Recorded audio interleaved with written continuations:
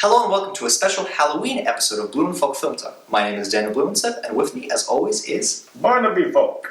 And today we'll be talking about the scariest film of all time.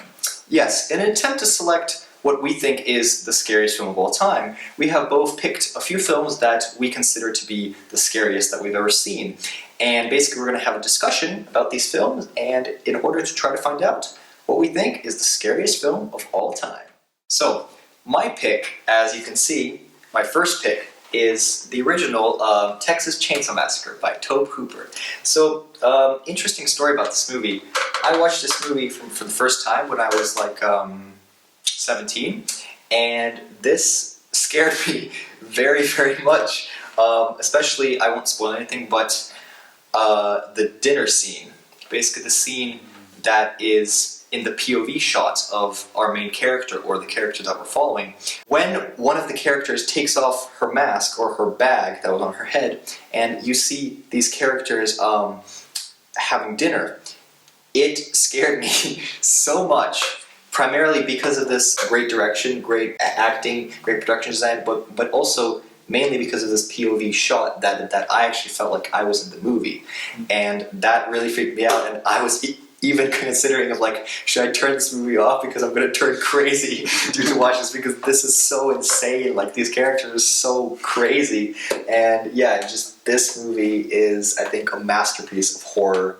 And yeah, the way it's shot, it's sort of like a documentary, well not really, but it's sort of like well, it's a documentary in the style that, like, some scenes it's shot very guerrilla style, yeah, exactly, and some scenes when, like, for example, very early on in the film, they stumble upon an empty house, and the shots of this house are very, like, surgically shot to show you exactly what's in this house, and they're very detailed and sort of, like, kind of analysing it for us. Yeah. And as you said, I think one of the greatest strengths of this film is that it really puts us in the place of our main character, especially in the second half, when stuff gets crazy.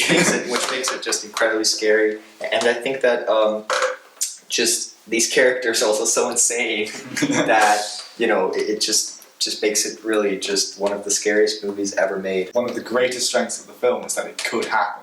Yeah, exactly. It could easily happen to anybody. It's just the pure like energy it has, and it's not even like necessarily cinematic energy, just the fear you get while watching the film. And also, there is this one scene where this guy is chasing this girl and her brother through a forest, and that scene goes on for like, what, a good like 10 or 15 minutes, right? A long time. And because it makes it so real, because he just keeps chasing them, and it's like, really, this is incredibly real. You know? Also, a very good strength of the film is that it does not bathe in the gore. It's It's presented very really. Like that one scene where it's a shot down a corridor.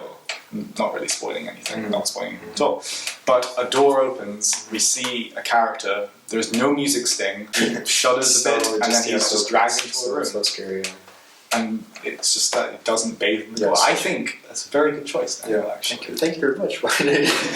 Yeah, I think it's fantastic. Especially the main strength of this film is why it's so scary, I think, personally, as a DP, is the shot style, the cinematography. Like these long shots and the POV, and just the use of POV is incredible. The use of handheld, how it feels like a documentary that's all real.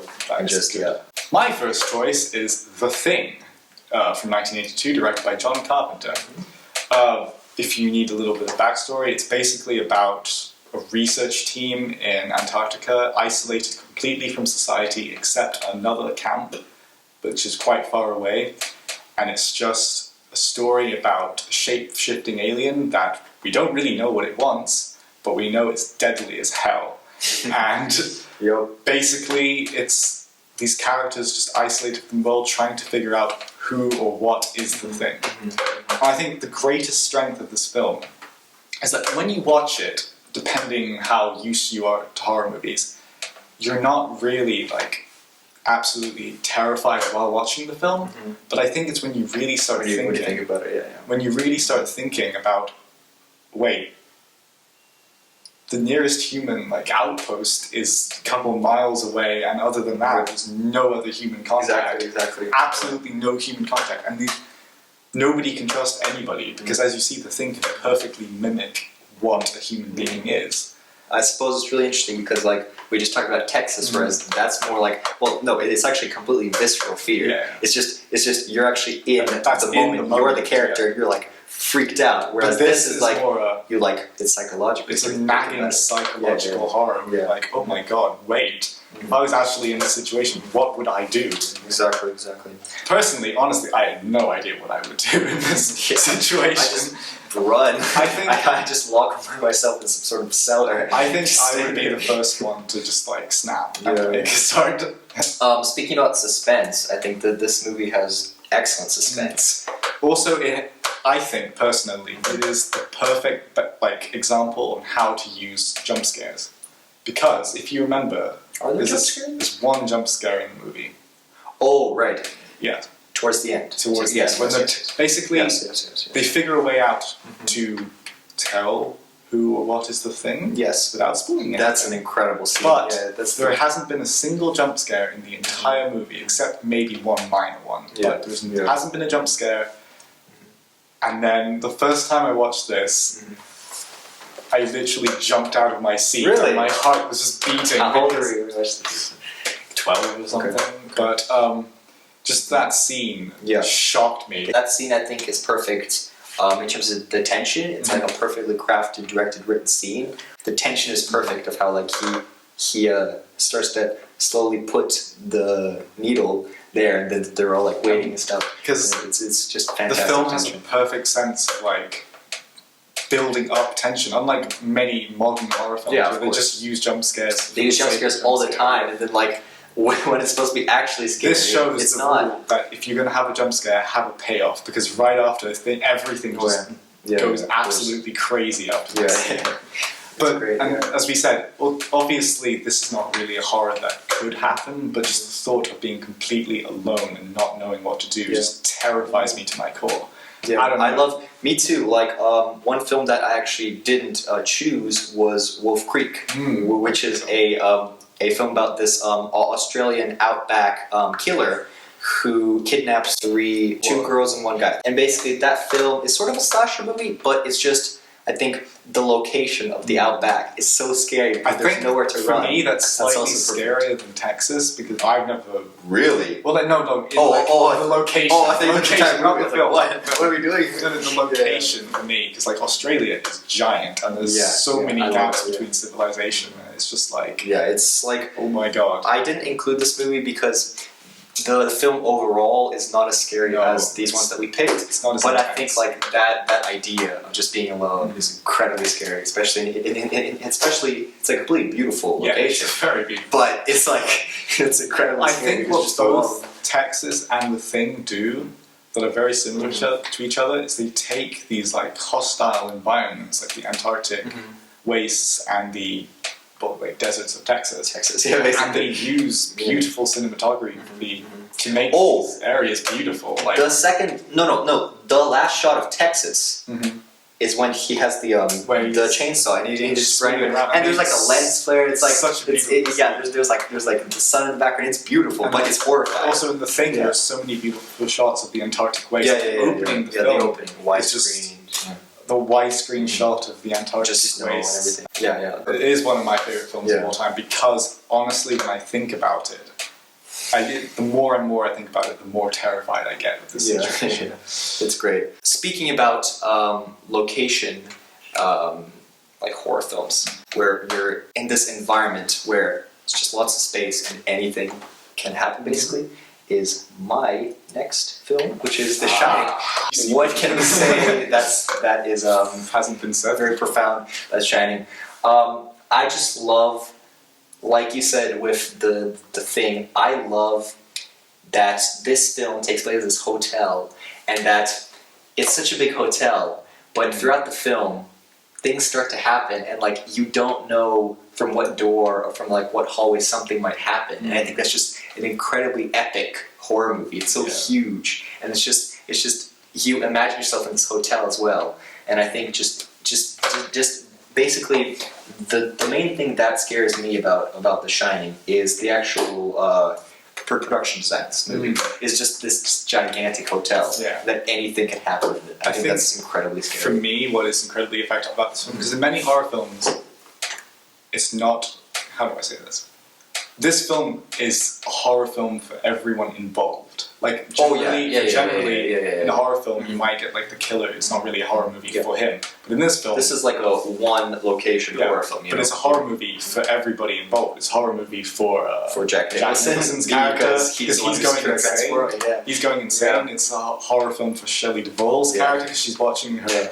The love of her life. And it's a horror film for Danny, who's a young kid. He sees all the scary stuff. Yeah, exactly. Oh, and of course the iconic hallway scene. Twins scene Ooh. is just brilliant.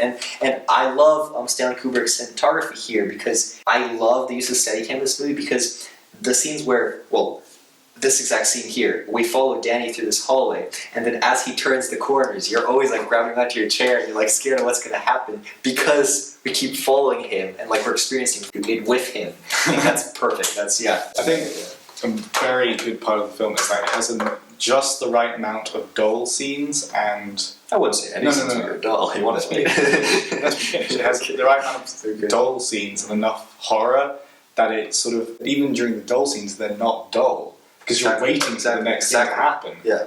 And when it doesn't happen, even like when it's just like Tuesday with like the black I love that. That's the greatest. even that is unsettling for you. Yeah. And use of music, I was like, boom, Tuesday. It's like we're expecting something to happen. Even when he's just riding his bike, you don't know what's going to happen. Mm-hmm. I mean, because they've already established that he's seeing things. And usually this hotel is pretty screwed up. You see what I mean about the dolls? Also, yeah, of course. Do you honestly think this is one of the scariest films of all time? Well, to me, it's more like with The Thing as well, because if you think about it, well, actually, no, it's both. While you're experiencing it and when you think about it, I think it's incredibly scary because it's just like a hotel and it's huge. The main thing is that it's such a big space and that you can like explore it, and then all these horrifying things happen. And yeah, for me personally, this is one of the scariest films of all time. Okay, well, I think it's one of the best films ever made. I don't think The Thing is that scary, man. So. Why did you say so? But I think it is one of the greatest films ever made, but I don't know if I would call it scariest film. Well, my next choice is Black Christmas, which, if you don't know, is a very early slasher film, same year as Texas, actually. 1974. Yes. It's one of the first slasher movies. It's what set the genre, but this film. It's a Christmas movie. Which is pretty screwed up for the time already. That's like 1970s already, like bashing. It's a Christmas movie where pretty horrible things happen. But for an early slasher film, it has such a good twist on the genre. Mm-hmm. Without spoiling anything, I think the payoff to the film with the end. Yes, not saying anything. The else. last shot of the film, where it's just dolling it out. That's fantastic. And also with the payoff of the film. Oh yeah.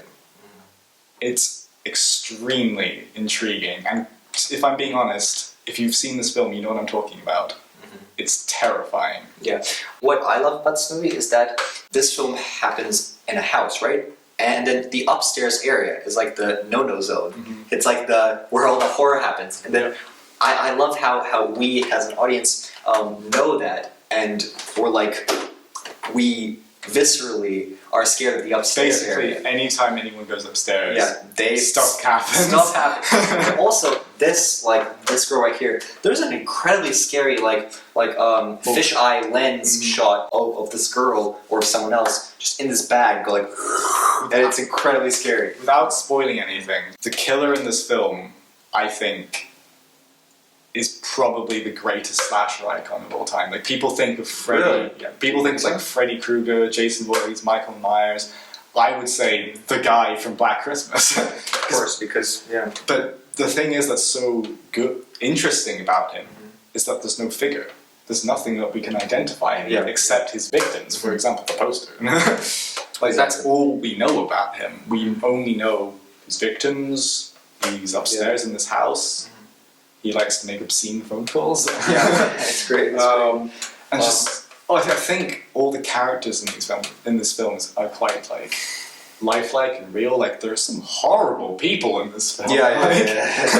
But they're also nice people, which is like real life. And I think what's scary, honestly, about this film is that the horror is coming from inside the house. Like usually, Yeah, that's true. let's take And like the most important thing is that all of these, basically, the killer is very precarious, and all these events are very precarious as well. So this precariousness makes it really scary because we don't know, what's going on, basically. but like Exactly. the horror is coming from inside the house. Yes, yes. But if we take a film like Halloween or something, it's sort of like It's coming from assault. outside into the It's house. like an assault. But this, when we think of home, we think we're safe. Yeah. But this film just completely turns that on its head. Like It's Clockwork Orange, in a Yes. way. Which In a is way. not incredibly scary, but well, it's quite Psychologically scary scary, when you yeah. think of the character. that we aren't even safe in our own house. And this is like This is like the prototype. this is like already inside the house. This is coming Yeah. from the No house. one gets in. I mean, we don't really see anyone getting in. No. Just already upstairs. I find that so Scary to intriguing them. about this Yeah. film is that the horror is coming from inside the house. And like other slasher films, we get to see who kills the people. Of course. But this film, if you know Like Freddy, if you yeah. know this film and you've seen it, the ending is just so intriguing. The ending. I honestly was not expecting that at Yeah. all. I just thought it was like, whoa. The first time I That's watched actually it, really good. the first time I watched it, it's like, oh, it'll be like a normal slasher film. There'll be one survivor, blah blah blah. Not spoiling that. There might be one survivor. I don't know, but like, it really has. Also, yes. One of the early slasher films. It's got such an intriguing plot device. Like, Yeah, of course. And like the mood of how it's like, it's Christmas, but everything is so ambiguous. like as just well. the title, Black Christmas. Yeah, Black Christmas. Whoa, this film's gonna be dark, man.